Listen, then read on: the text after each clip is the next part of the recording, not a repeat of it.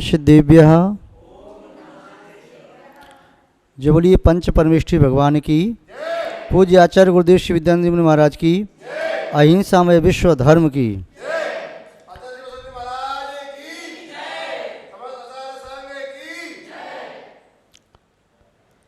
धर्म स्नेही सत श्रद्धालु यहाँ पर उपस्थित आप सभी भव्यवर पुंडरीक पुण्यात्मा महानुभाव,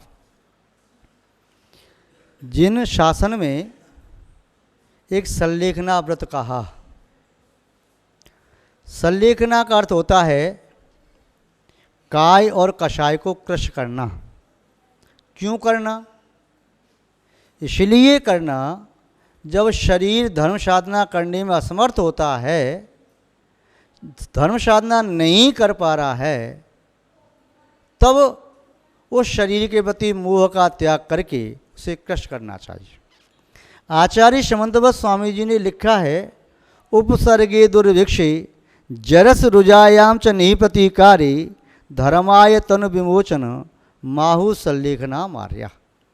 उपसर्ग के आने पर, दुर्भिक्ष के होने पर, जरसी बुढ़ापा के आने पर, रुजायाम शरीर में ऐसा रोग हो जाए च नहीं प्रतिकारी, जिसका प्रतिकार न किया जा सके, धर्माय तनु विमोचन, धर्म के लिए तनु विमोचन, शरीर का छूट जाना पर धर्म का न छूटना, माहु संलेखना मार्या।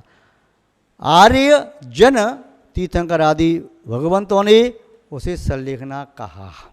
तो संलेखना कब लेना? ऐसी परिस्थिति में लेना, ऐसा नहीं कि कभी भी ले लिया, जब मन चला तब ले लिया। कषाय कृश करना संलेखना का पहला कदम है।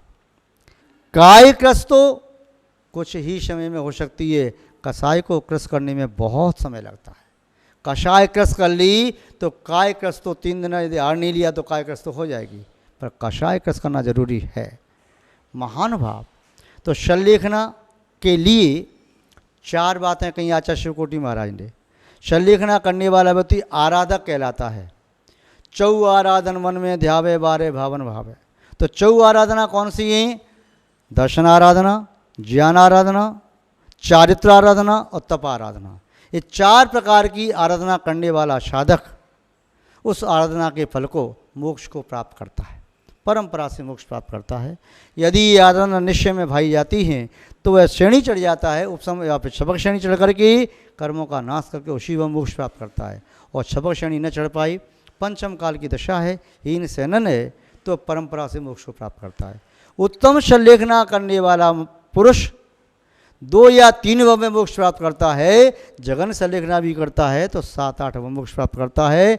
ऐसा इंद्रभूति गौतम गर्धन ने यति प्रतिक्रमण में कहा। महानुभाव, यह संलेखना कौन कर पाता है? संलेखना वही कर पाता है जिसे संसार से मोह नहीं है।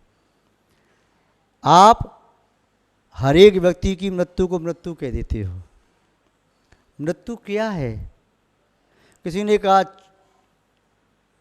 मृत्यु एक लंबी नींद है, और नींद क्या है? छोटी मृत्यु है। किंतु ये परिभाषा उचित नहीं। मृत्यु की परिभाषा आप ऐसे समझें तो ज़्यादा अच्छा लगेगा। सुनेंगे आप? जीते जी जिसकी इच्छा नहीं मरी, शरीर छूट गया, उसे कहते हैं मृत्यु। इच्छाओं का न मरना और शरीर का छूट जाना पहले ही मृत्यु कहलाती है।